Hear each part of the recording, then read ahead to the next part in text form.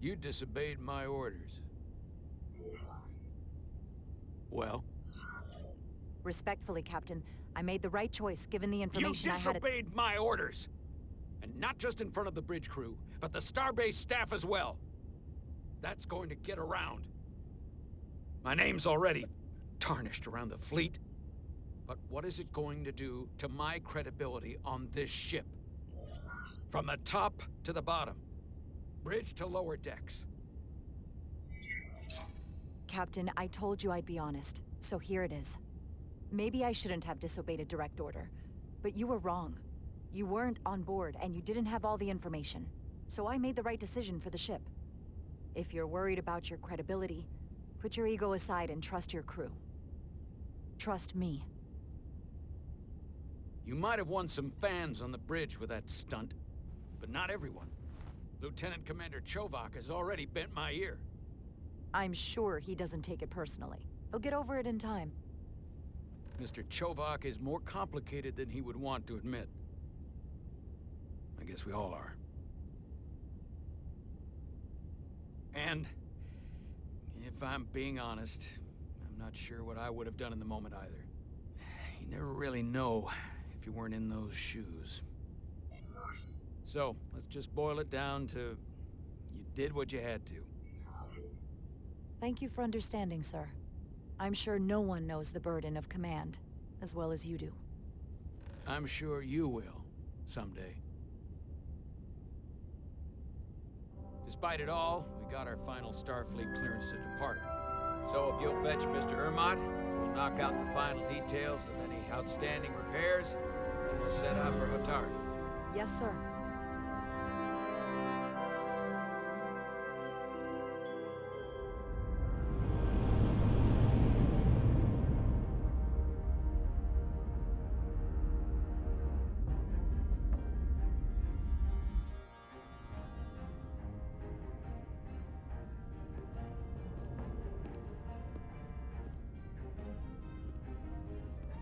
All departments reporting full mission readiness. We've got our full complement on board. This is my favorite moment, right now. The start of a new mission is always full of possibility. The Orion Syndicate could sell it as a drug.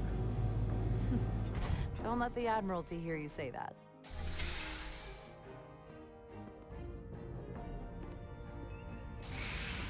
Captain on the bridge.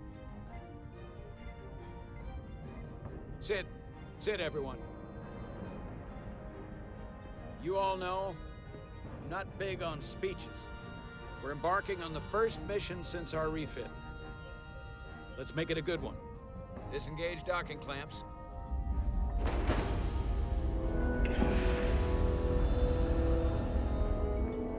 Docking clamps released. Thrusters ahead, Mr. Handar.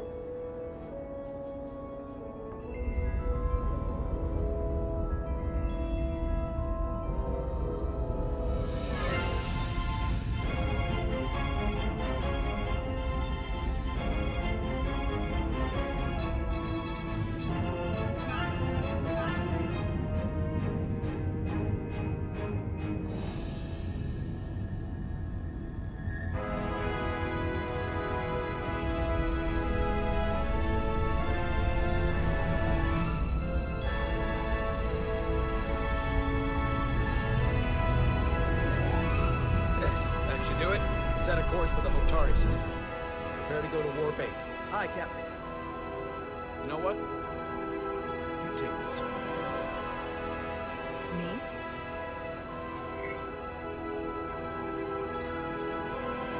Helm. Make way. Make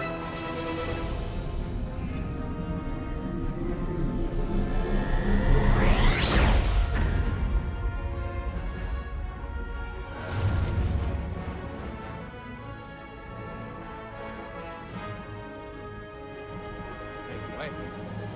It's a sailing term. I know that.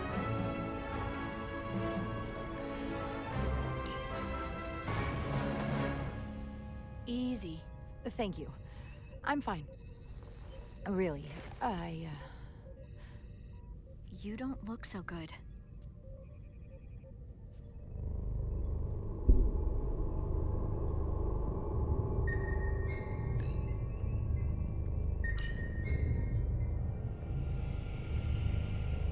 have to get to sickbay. Go.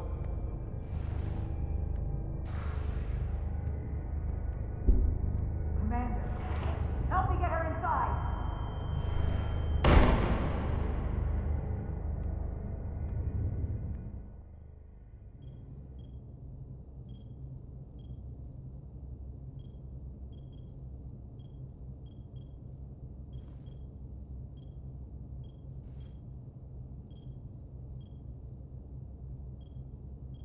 Well, that was quite a scare. A few minutes more and it would have been one of the shortest tenures on record for a first officer. Is that the engineer that was out on the hull? That storm did a real number on him, but he'll live. Just needs rest. You should worry about yourself. Your Dilithium levels got dangerously low and destabilized your cell structure. This is definitely one of the more memorable first days I can think of. My name is Dr. Aram Duval, Chief Medical Officer. To be honest, I've never met a Kobliad before. You're... Rare. I know. I was going to say special. Your people's numbers have dwindled, despite the Federation's efforts to find a more readily available alternative to the Dilithium you need to survive. Yet you joined Starfleet, and managed to thrive. I imagine the responsibility must be overwhelming. Maybe even a burden at times. It does make me unique, but it's not a burden at all. I'm honored to be Kobliad, to represent my people. As you should be. And don't worry, I won't treat you like a science experiment. I just do the science and leave the experiments to Solano. You don't agree with his methods? I don't agree with his definition of acceptable risks. Not when the lives of your crew are at stake. My professional opinion is that the accident took a toll. More than he's willing to admit.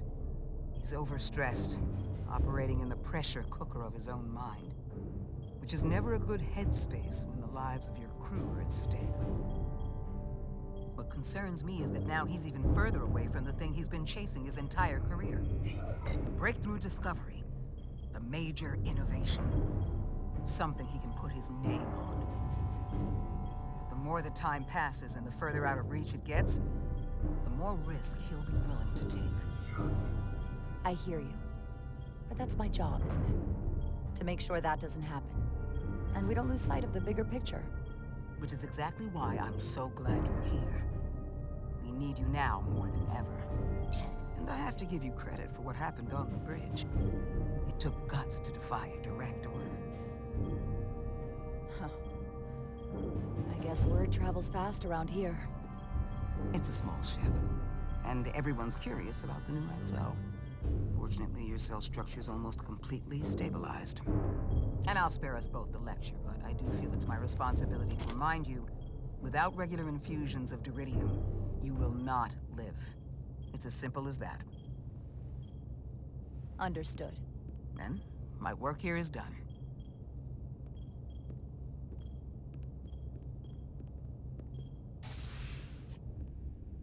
Lieutenant Bedrosian. I came to see if you were okay. We were all pretty worried on the bridge. No one knew what was happening. I'm feeling much better. Thank you. It's just part of who I am. You don't have to explain to me. I understand. I'm just glad you're okay. You trusted me earlier with the shields, and I appreciated that. I want you to know that I have your back. Thank you.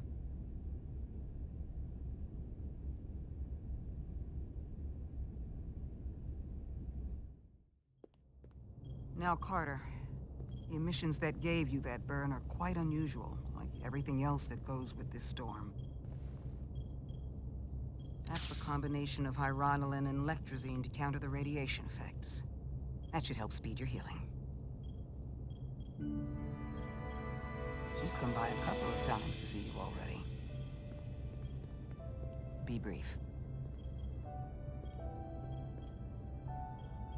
It's good to see you awake again. I was starting to get worried. Not that you aren't in good hands with Dr. Duval. You did take one hell of a shot, though. So, be honest. How bad do I look? You look... Rugged. Rugged. Okay, how about heroic? Millie was looking in on you too, by the way. But since it's just us right now, I had a chance to think about this while I was away. And I thought it was important that I just come out and tell you. Instead of tiptoeing around it. Or worse, leaving it unsaid.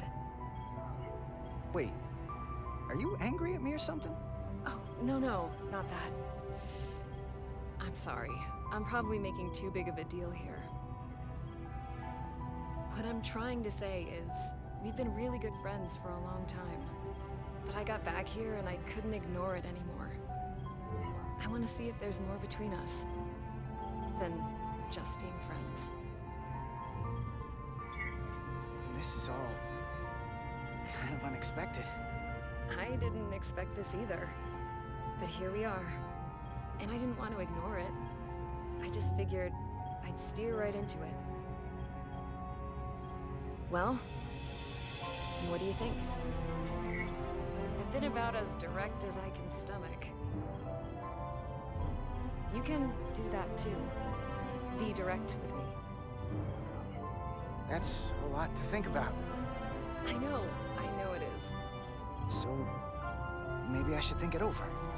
Oh, yeah, take as long as you need. I get it. But don't leave me hanging. Sorry to interrupt, but the patient needs to rest if he wants to get back to his old self. Of course. Get better. And while you're resting up, think about what we talked about.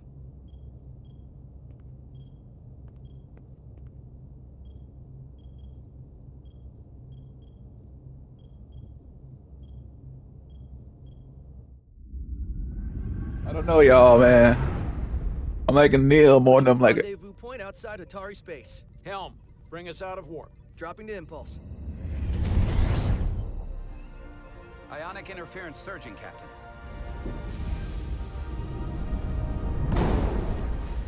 Shield integrity holding. We can take it. We are at the correct coordinates to meet the shuttle. Commander Rydek, find us our diplomat, if you will. Aye, Captain. Let's reduce the noise. Filter out environmental signals. I can manually tune what's left for Federation signal types.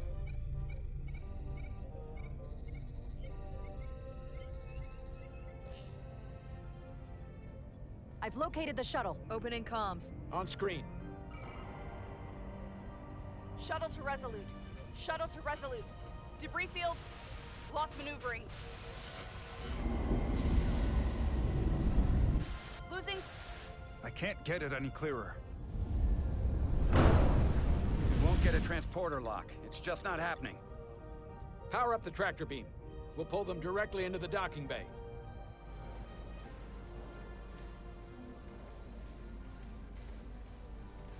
Diaz, you good to run the tractor emitter? Yes, sir. You sure? I'm sure.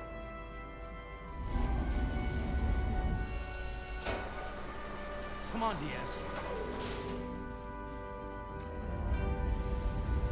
First thing, lock onto the shuttle and stabilize the rotation.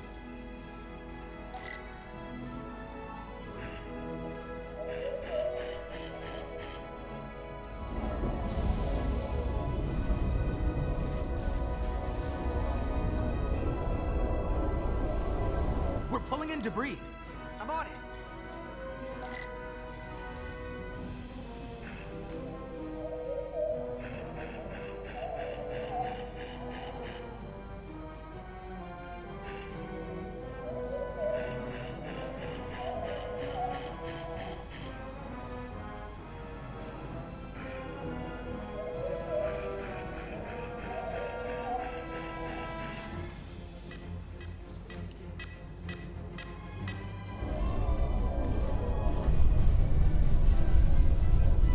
That's gonna take out the shuttle.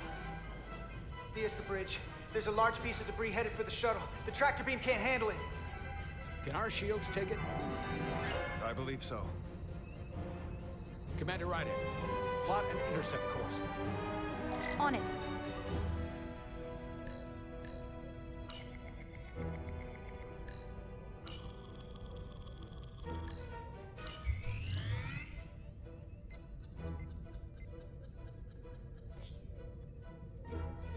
here we go. Maneuvering thrusters bearing 53 Mark 17, 200 meters on an intercept course. Maneuvering.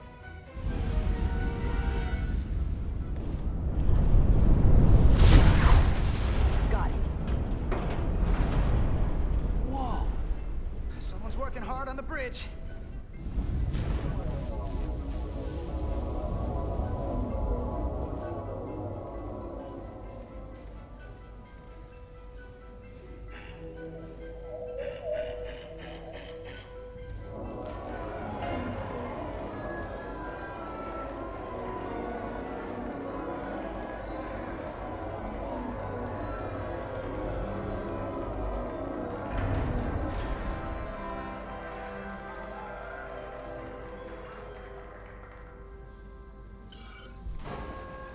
Got the shuttlecraft on board. Good job. We're on our way down to meet them.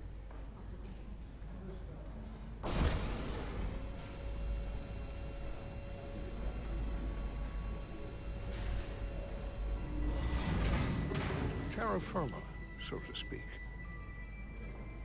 Ambassador Spock?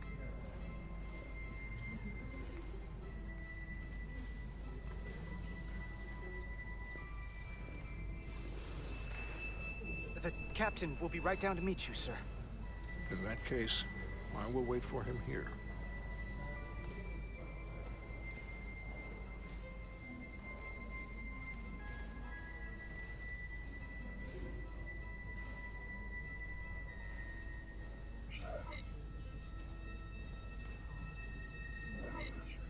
Well, let me be the first to say, welcome to the Resolute, Ambassador. Thank you, Petty Officer... Carter? Carter Diaz. Sir. I am pleased to meet you, Petty Officer Carter Diaz. It appears I have you to thank for my safe arrival. Your assistance arrived not a moment too soon, if I may say so. Well, it wasn't all me. I got some help from upstairs. A bombastic approach to clearing debris. We thought we were prepared for our arrival in Hotari space, but it is evident my craft was not sufficiently robust for such intense ionic activity. The storm has been pretty intense. There was an element that was most unusual. Before you came to our aid, our maneuvering thrusters and impulse engines were rendered inoperable. So we attempted a short traversal at warp speed, only to find that we could not achieve warp at all, even though our diagnostics computer showed no faults or anomalies. What do you make of that? When all indications say that warp speed is possible, but in practice, we find it is not. Well, this storm is one of the strangest phenomena we've ever encountered. It's disrupted other systems. Who knows what it might do to a warp drive? Yes, it would seem further investigation is called for.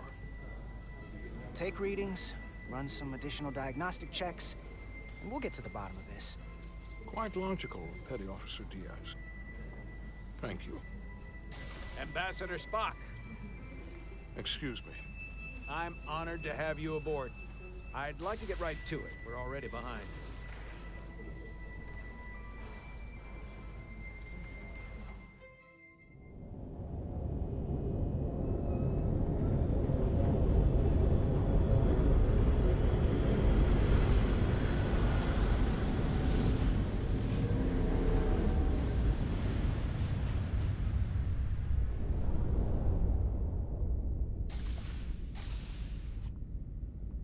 Ambassador Spock, my senior staff.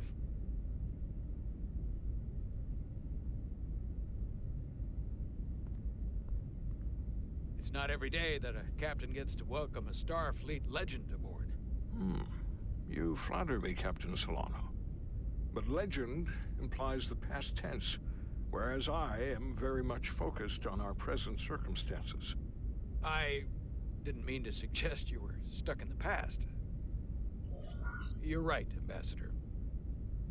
Not the most diplomatic choice of words. We're all curious about the future, Ambassador. Specifically, what exactly are we getting involved in here? We got the basics from Starfleet. Two formerly peaceful neighbors are now on the brink of war. Indeed, and the tension between them grows fiercer by the hour.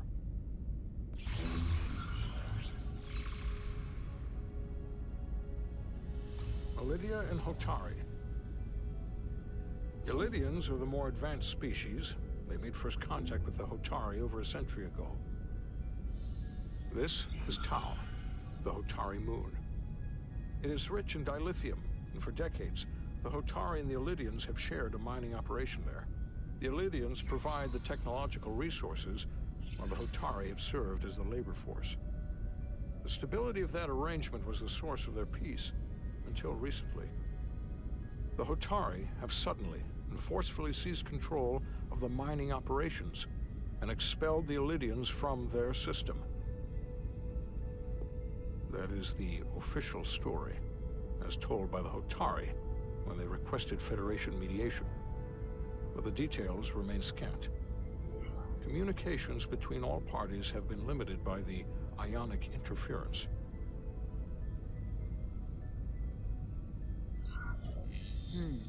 Have the Alydians retaliated against the Hotari? Or taken any action against them? Surprisingly, they have not yet responded in kind. They were open to a Federation presence, but it is unlikely the relatively primitive Hotari forces would stand a chance against the Alydian fleet in open war. Left unchecked, this conflict will result in more bloodshed, which is what we are here to prevent. And the dilithium trade hangs in the balance. Clearly the Hotari have been exploited in this relationship. Maybe we can persuade them peace is the more profitable alternative for everyone. They both profited from the mines. And for the Hotari, something is better than nothing. Peace is our objective, after all. That is correct. We can call it profitable or mutually beneficial, but at the end of the day, the Hotari are still being exploited for their own resources. True peace is not merely the absence of war. And as such, this conflict will surely come again. Neither the Alydians or the Hotari are members of the Federation, so we can't make them do anything. There is an additional complicating factor I should mention. In the past, the Federation has relied on the Alydians as a source of dilithium. That certainly changes things. The Federation sources its dilithium from a lot of places. Yeah, and this is one of them. We could use that as leverage with the Alydians. They'll want the Federation to continue buying from them. There might be something to that, Commander. Putting that on the table could make the Hotari more hostile. Given the Federation's involvement in the Alydium dilithium trade, Captain Solano and I must make every effort to appear neutral in these negotiations. What worries me is if this whole thing unravels, and we're at the mercy of the storm at less than full strength. We can't let it come to that. Considering what the Ion Storm has done to our ship, and the Ambassador's shuttle, we have to assume the Alydian fleet has had problems with it as well. This recent surge in the energy disturbance temporarily levels the playing field. Commander Westbrook is correct. The energy anomalies around the Hotari systems have been noted in the past. But they have never been observed on the orders of magnitude we have seen in recent weeks. If it's keeping the two sides talking instead of shooting at each other, that actually helps us negotiate a peace. And we'll take advantage of that as long as it works in our favor. And when it doesn't? All the more reason to learn as much about it as we can while we are here. We do not want to be caught unprepared, should the energy anomaly continue to fluctuate. So I trust we understand our circumstances. We're operating on a strict timetable here, and we're going to be leaving for the negotiations shortly. Commander Westbrook, I want you to leverage our systems to investigate the anomaly from here while we're gone. Aye, Captain.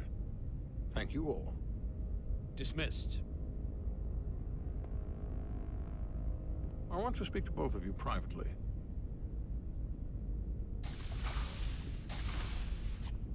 Ambassador Spock, I'd like to make a formal introduction. My first officer, Commander Jara Rydek. Commander, as you are aware, there are limits to what Captain Solano and I can do in our official capacity as representatives of the Federation. But someone in an unofficial capacity, your first officer, for example, would not be bound by those restrictions. Commander Ryder could ingratiate herself to certain parties behind the scenes, where they may be more candid in revealing information that could lead to a resolution. She certainly goes her own way. Maybe that helps in this case. It would be unconventional. I'm honored to be included in the negotiation process. You're not just included, you are instrumental. Well, I hope Commander Rydek will have more luck finding out what really happened than we will through official diplomatic channels. The fate of the negotiations, the interests of the Federation, and the prospect for peace may very well depend on it.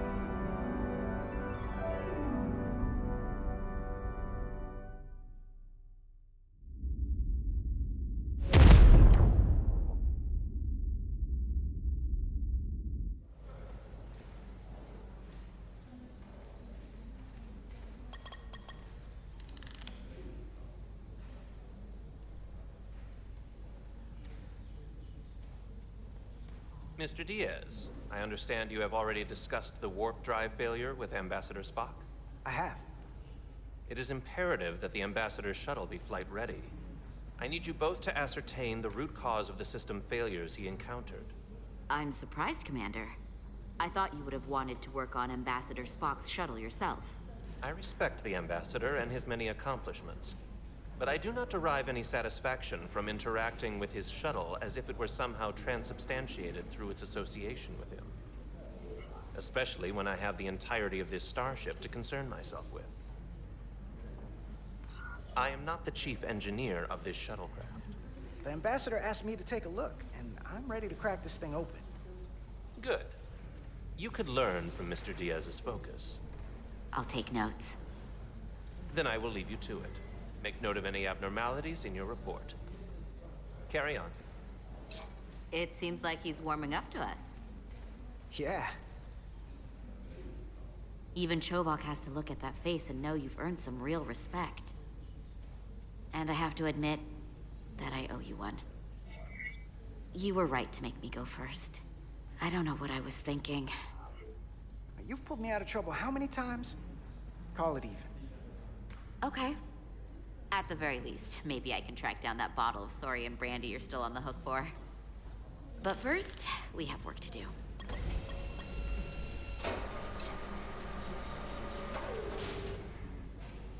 Ready to go? All set. Let's run the diagnostic.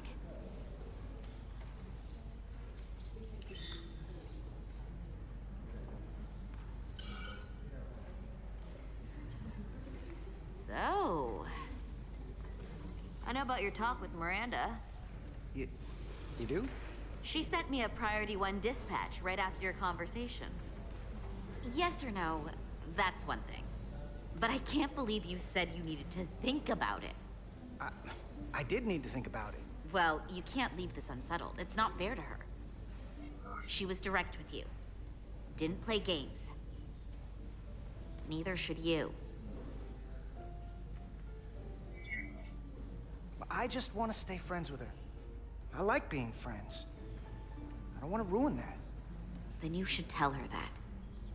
Don't keep her on the hook. Is that thing done? Yeah, it's wrapping up. Let's see. The relays along the primary EPS are blown. The backup relays are all intact. An EPS overload from the warp drive could cause that. But how did the shuttle end up dead in the water? Huh. Well, maybe the ship's data recorder can tell us something.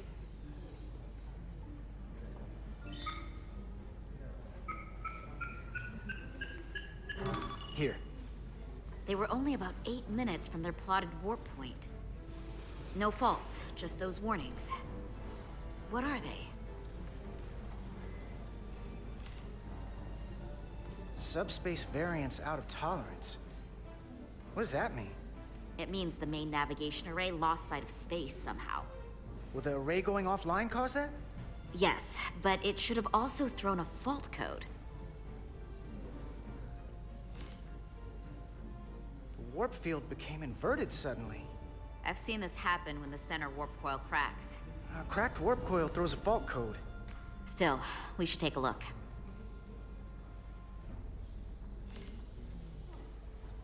There was a complete warp cascade failure.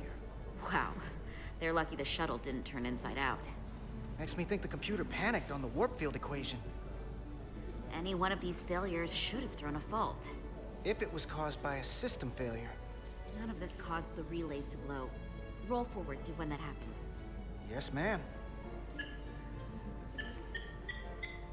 So here, they take a moment to get their bearings and they attempt to re-engage the warp drive. There. That's the relays blowing. And look, there's another warp system alert. They're all the same. Subspace variants out of tolerance, or warp inversions. Finally, there's a complete warp cascade failure.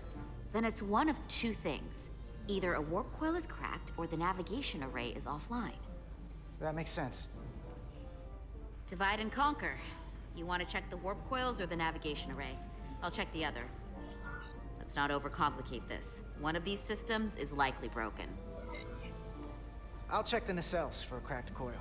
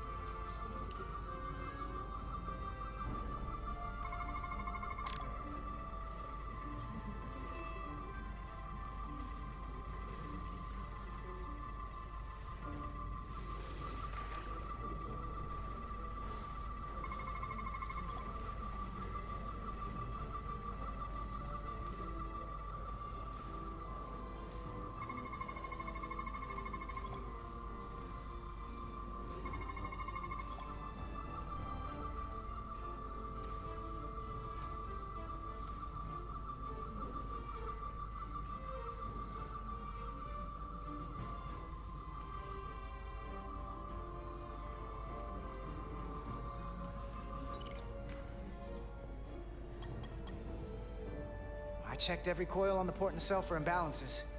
If any coil in either engine were cracked, I would have detected it. So, it must be the navigation array. Except it's not. Checked and double-checked. Well, the readings don't lie. Here comes the security detail for the way team.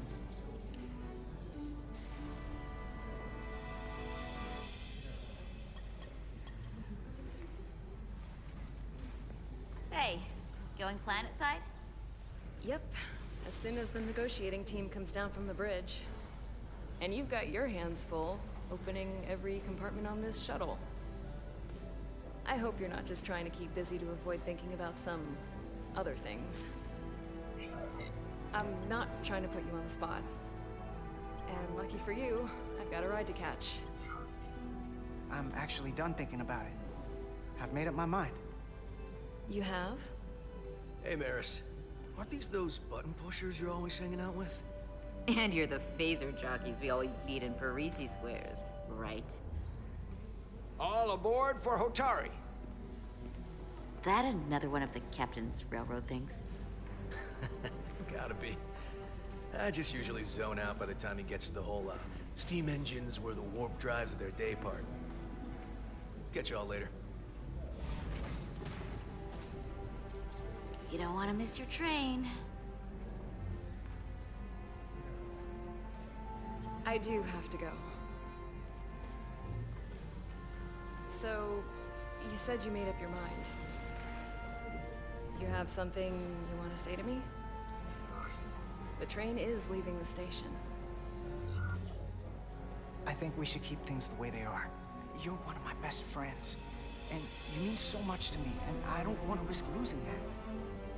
I really don't. I understand. I gotta go. Sorry.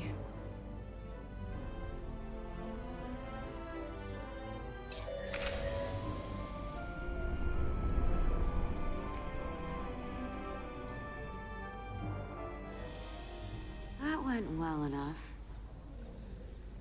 It'll be fine. All right, where were we?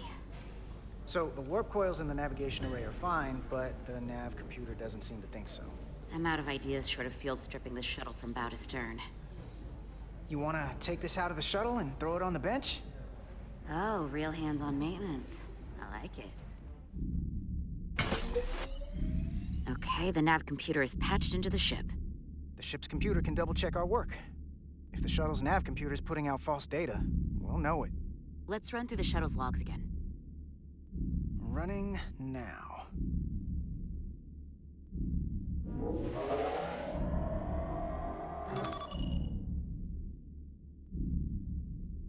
Same.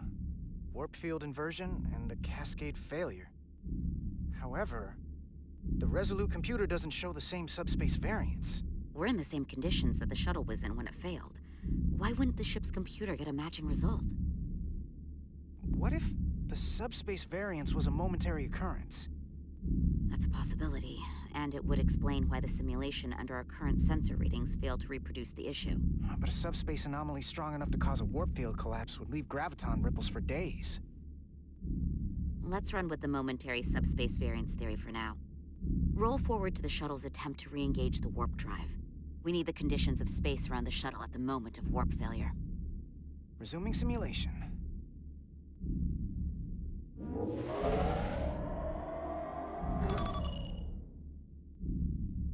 Error in warp field calculation.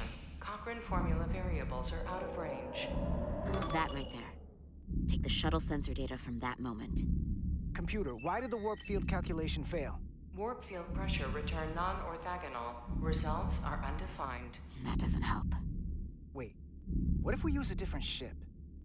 Put the Resolute into the simulation instead of the shuttle. Yeah, it should warp just fine. Unless... Computer, run the simulation with the Resolute. Resolute simulated. Computer, give me manual control on the warp power.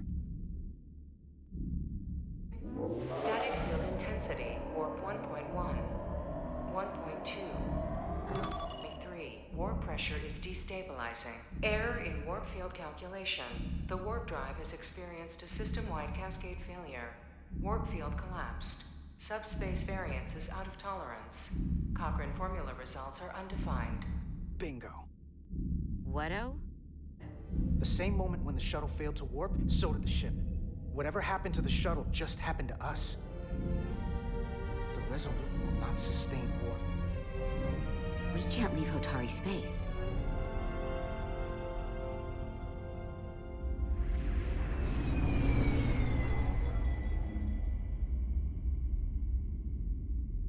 Getting real interesting so far, guys, man. Oh my gosh, man.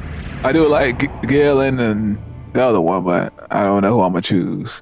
I'm just gonna have to find out as we play it. But without further ado, man, this your boy Barry Focus Gaming. Welcome back to Star Trek. Hope y'all enjoy everything y'all see from here on out. This your boy Barry Focus. Signing off. Captain Solano, welcome to Hotari. We are honored you have come. My name is Tyler Saltaris, Minister of Diplomatic Affairs. The honor is ours, and this is Commander Jara Rydick, first officer aboard the USS Resolute. You'll find she has a keen mind and unique insight into the dynamics between the Hotari and the Alydians. We are honored to be here as representatives of the Federation. I'm so glad. These must be the representatives of the mighty Federation, the reigning authority in the galaxy. Or so we've been led to believe. Whether that's true or not remains to be seen. But either way, we're grateful you've made the time to come to our little corner of the universe. And you are? This is Galvin, and this is Citron, the heroes of the revolt in the mines.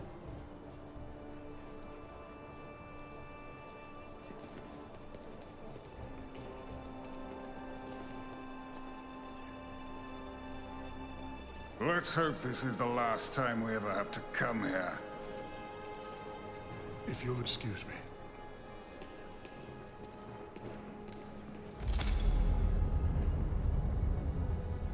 I think we're about to begin.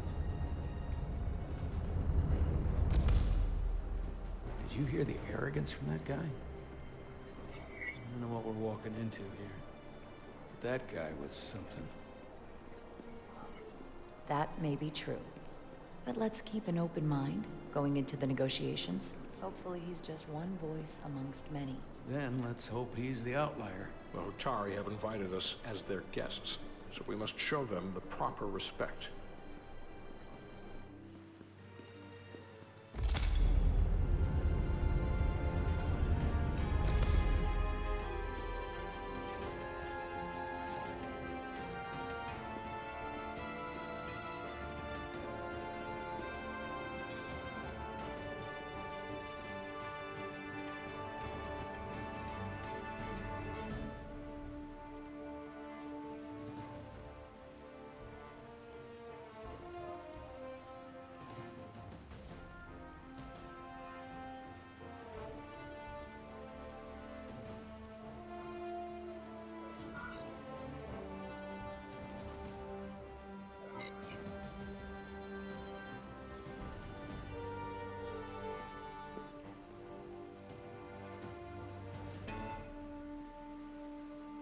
Ambassador Spock, welcome to Holtari Prime.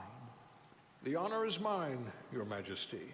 That the Federation would send one of their most respected representatives is not only an honor to the Hotari people and their queen, but a recognition of our stature and importance. Let's get on with it, shall we?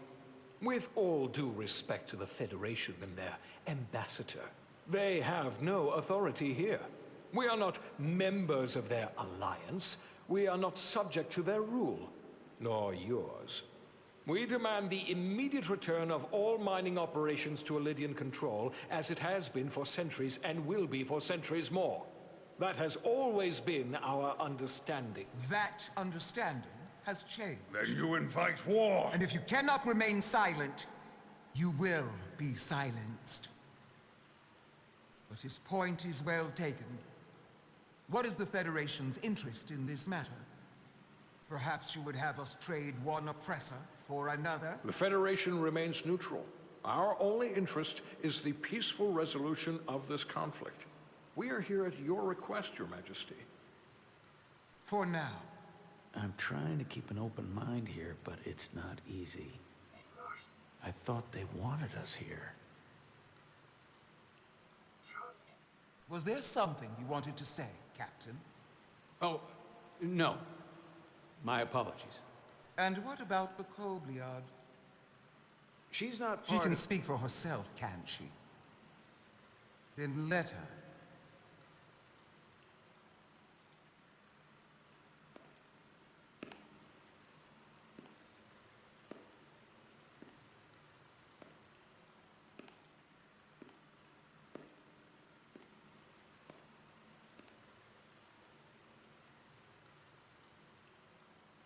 Now then, what is your name?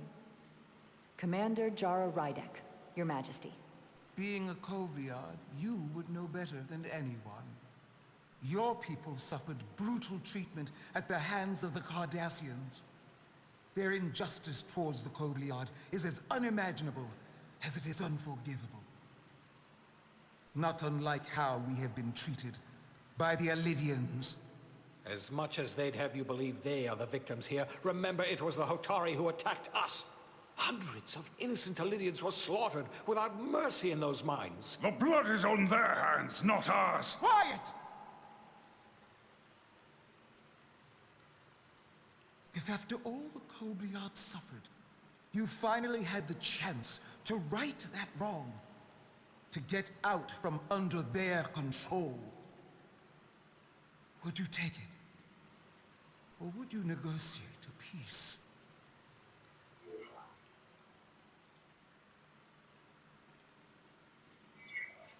There is no remedy for what the Kobliad suffered. And I fear who we might have become in pursuit of it.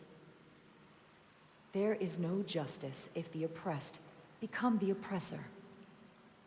So I would willingly accept a peaceful resolution if it were offered. That is the real opportunity. Perhaps, Commander Rydek.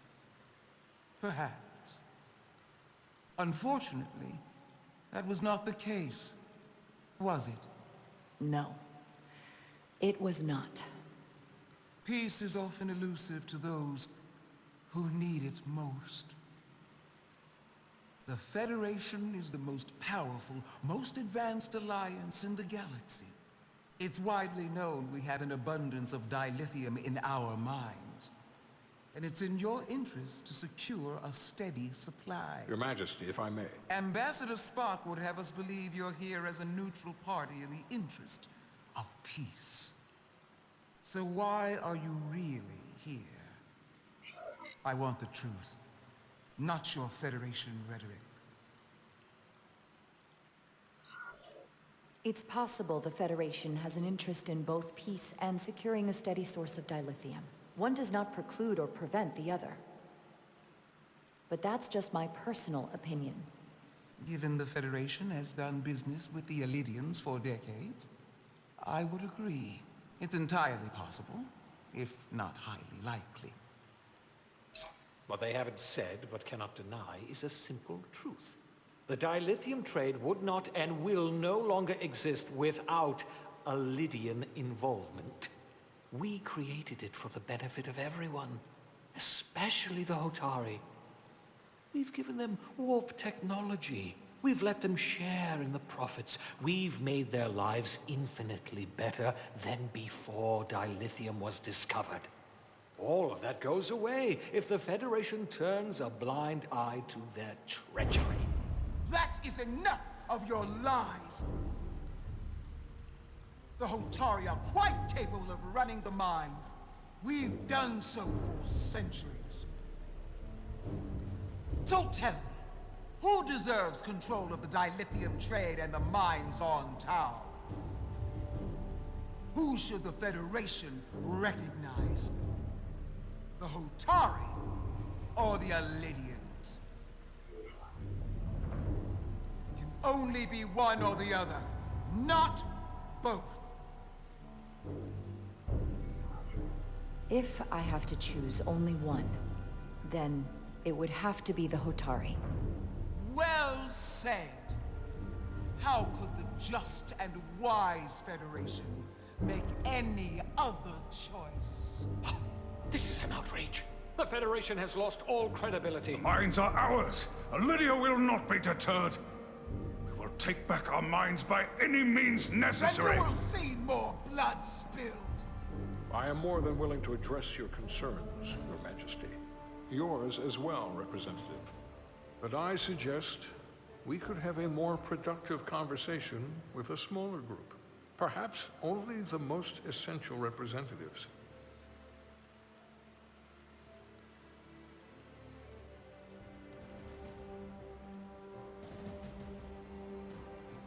I suppose there is some sense to that.